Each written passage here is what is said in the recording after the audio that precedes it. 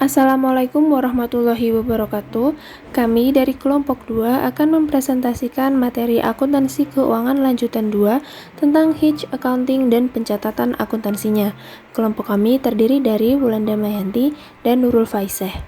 Hitch Accounting atau akuntansi lindung nilai. Hedge accounting adalah teknik manajemen risiko dengan menggunakan derivatif atau instrumen hedging lainnya untuk mengkompensasi perubahan nilai wajar atau perubahan arus kas terkait aset, kewajiban, dan transaksi-transaksi di masa depan. Ada 3 jenis hedging. Yang pertama, fair value hedge atau lindung nilai wajar. Yang kedua ada cash flow hedge atau lindung arus kas. Dan yang terakhir ada lindung investasi neto dalam operasi luar negeri. Kriteria hedge accounting. Untuk menghindari penyalahgunaan, IAS 39 membatasi penggunaan hedge accounting. Hedge accounting boleh diterapkan apabila kondisi-kondisi khusus berikut ini terpenuhi. Yang pertama, instrumen hedging dan item yang dilindunginya harus dinyatakan secara jelas dalam dokumentasi formal, dilengkapi dengan tujuan dan strategi manajemen risiko yang melandasi aktivitas hedging. Yang kedua, hubungan antara instrumen hedging dengan item yang dilindunginya efektif. Aktivitas hedging diharapkan akan sangat efektif dalam menyeimbangkan perubahan nilai wajar atau arus kas terkait risiko yang dilindunginya. Yang kedua, efektivitas hedging dapat diukur secara andal atau reliable. Yang ketiga, efektivitas hedging dievaluasi secara berkelanjutan untuk semua periode pelaporan yang tercakup dalam rentan waktu yang ditetapkan hedging. Kemudian yang terakhir, untuk lindung arus kas atas transaksi di masa depan, kemungkinan terjadinya transaksi yang dilindungi harus sangat tinggi dan transaksi itu harus beresiko, rentan terhadap variasi arus kas yang akan mempengaruhi laba atau rugi perusahaan. Selanjutnya ada perlakuan akuntansi.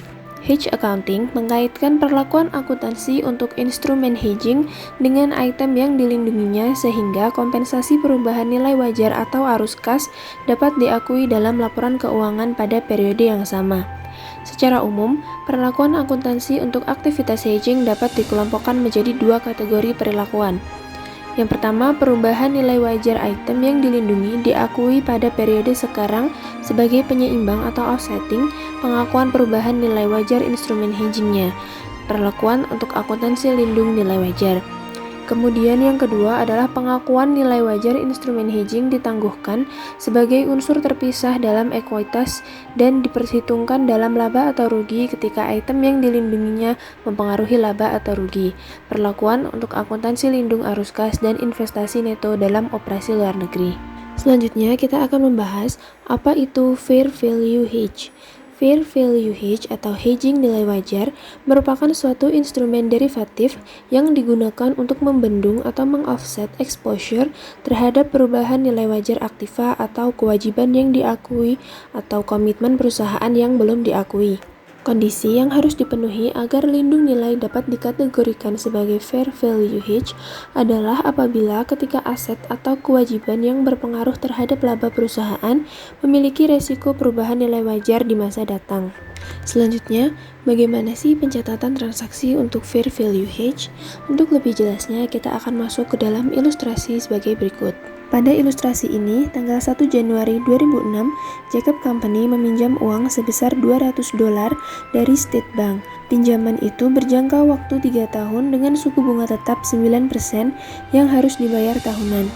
Untuk mengantisipasi penurunan suku bunga di pasar kredit, pada tanggal yang sama Jacob mengikatkan diri dalam kesepakatan pay fix receive variable interest at swap dengan Watson untuk 2 pembayaran bunga terakhir. Dengan hedging ini, Jacob ingin menukarkan suku bunga tetapnya dengan suku bunga variabel. Pada tanggal kesepakatan tersebut, suku bunga atau kurs LIBOR yang berlaku adalah 7%. Transaksinya akan diselesaikan secara neto national amount. Dasar penghitungan bunga dalam kontrak swap ini disepakati sebesar $200, sedangkan formula suku bunga variabel disepakati pada kurs LIBOR ditambah 2%. Masuk ke dalam penyelesaian, tanggal 1 Januari, Jacob Company membuat ayat jurnal sebagai berikut untuk mencatat penerimaan kas dan timbulnya kewajiban pada State Bank, yaitu dengan mendebet kas sebesar $200.000 dan mengkredit loan payable sebesar $200.000. Kemudian pada akhir tahun, tanggal 31 Desember 2006, Jacob Company membayar bunga pinjaman sebesar 18.000, yaitu hasil dari 9% dikali 200.000, dengan menjurnal debit interest expense atau beban bunga sebesar 18.000 dan kas sebesar 18.000 di kredit. Selanjutnya saya akan menjelaskan mengenai transaksi yang terjadi pada tanggal 31 Desember 2007 dengan suku bunga tetap atau flat sebesar 9%. Kemudian Jacob membayar bunga tahunan sebesar $18.000 kepada State Bank. Kemudian Jacob membuat e-journal yaitu pada sisi debit yaitu interest expense sebesar $18.000, untuk sisi kredit yaitu kas sebesar $18.000. Kemudian Jacob juga menerima pembayaran dari Watson karena suku bunga kurs atau LIBOR tahun sebelumnya lebih rendah dari 9%, yaitu maka jurnalnya yaitu kas sebesar $1.000 masuk ke debit, ya, kemudian kreditnya yaitu interest expense sebesar $1.000. Seperti yang diketahui bahwa kurs LIBOR yang berlaku pada tanggal 31 Desember 2007 berada pada level 7,25%. Sehingga LIBOR plus 2% sama dengan 9,25%, lebih tinggi dari bunga tetap yang disepakati dalam kontrak swap 9%. Ini berarti pada tanggal 31 Desember 2008, setahun dari sekarang, Jacob Company harus membayar sebesar $500. Hal ini sesuai dengan perhitungan yaitu 9,25% dikurangi 9% atau bunga tetap yang telah disepakati di awal kontrak dikali dengan jumlah yang dipinjam oleh Jacob sebesar $200.000 kepada Watson. Jumlah $500 ini tersebut serta suku bunga variabel 9,25% digunakan untuk menghitung nilai sekarang swap per 31 Desember 2007. Jumlah $500 ini akan dibayarkan, maka nilai wajarnya saat ini dilaporkan sebagai kewajiban. Maka e-journal yang dapat ditulis yaitu loan payable sebesar 2.228, sedangkan untuk interest rate swapnya sebesar 1,770 pada sisi kredit. Kemudian untuk interest rate swap sebesar $458. Akun swap yang dilaporkan pada tahun sebelumnya dihapus dan disesuaikan untuk mencerminkan keadaan tanggal 31 Desember 2007. Nilai wajar pinjaman sehingga akan mengurangi nilai wajar pinjaman yang kemudian akan dilaporkan sebesar $99.542 di neraca dengan adanya kenaikan suku bunga di pasar. Selanjutnya itu transaksi pada tanggal 31 Desember 2008. E-journal berikut mencerminkan pembayaran bunga tetap kepada State Bank serta pembayaran sebesar $500 terkait kontrak swap dengan Watson. Maka e-journal yang dapat dituliskan yaitu interest expense pada sisi debit yaitu sebesar $18.000, untuk sisi kredit yaitu kas sebesar $18.000.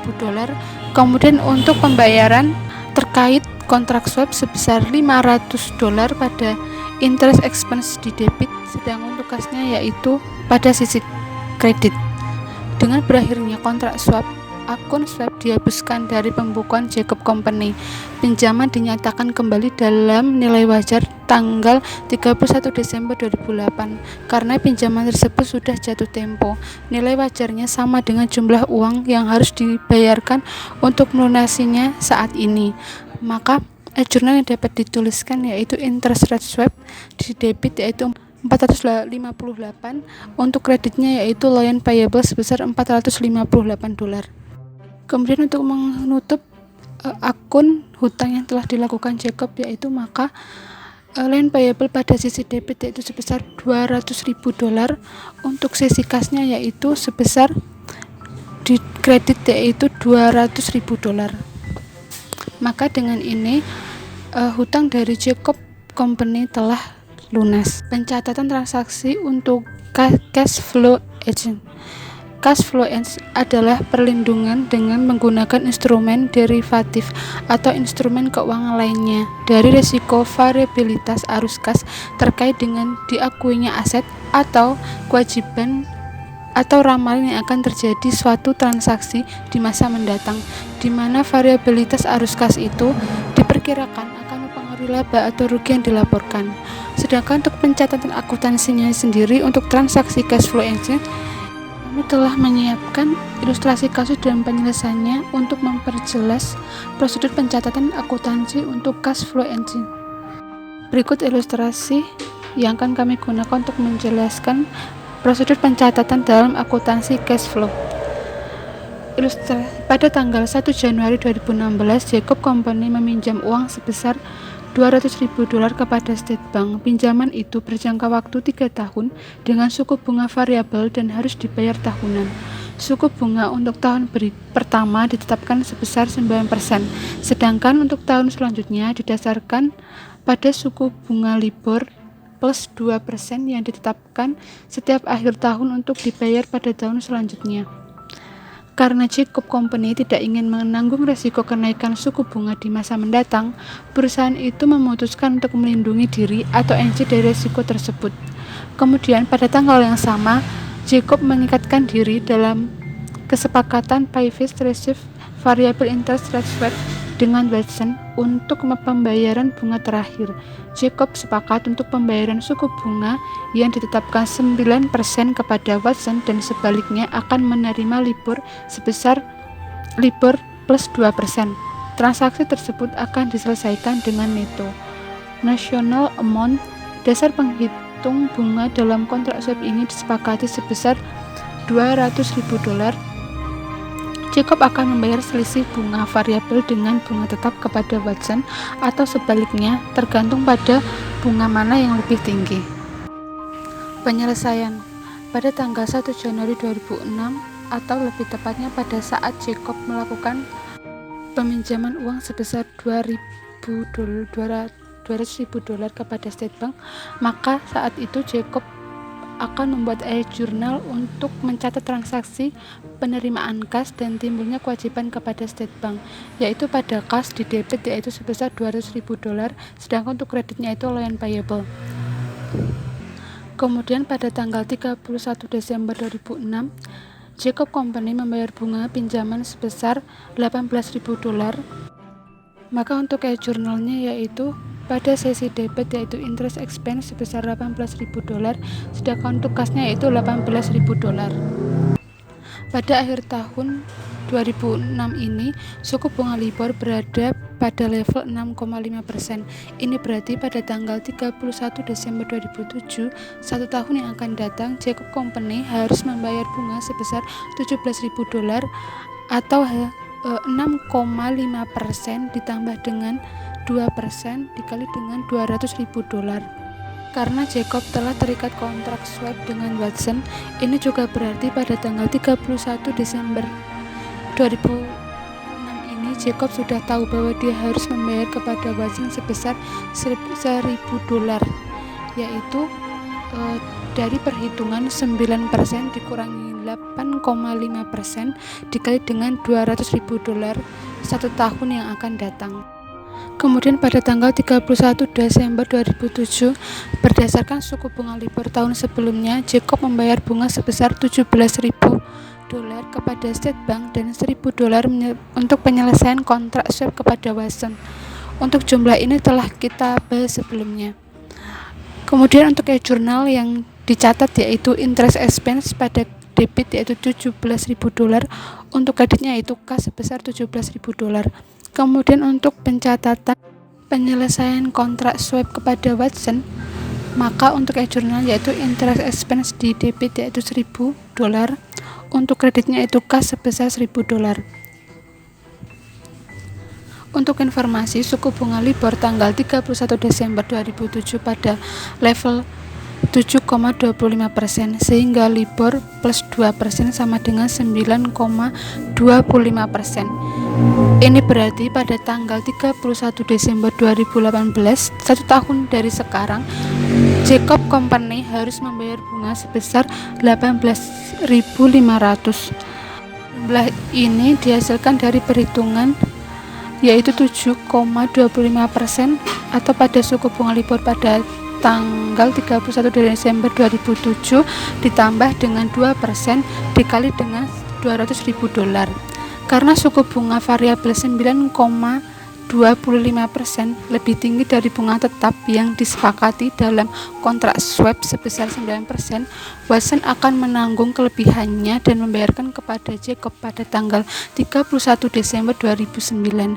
Jumlah yang akan dibayarkan adalah sebesar $500. Hasil ini didapatkan dari perhitungan yaitu 9,25% dikurangi dengan 9% dikali dengan $200.000. Maka pada tanggal 31 Desember 2018, jurnal untuk mencatat dua transaksi tersebut adalah interest expense di debit yaitu $18.500,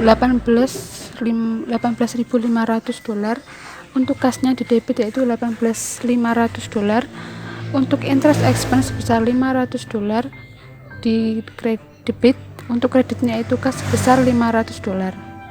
Bagaimana terlihat dari jurnal di atas, kontrak swap dengan Watson mengakibatkan pembayaran bunga yang dilakukan oleh Jacob tetap, yaitu $18.000 atau 9%. Meskipun suku bunga LIBOR berfluktuasi, inilah yang menjadi tujuan Jacob melakukan hedging dengan instrumen kontrak swap atau derivatif.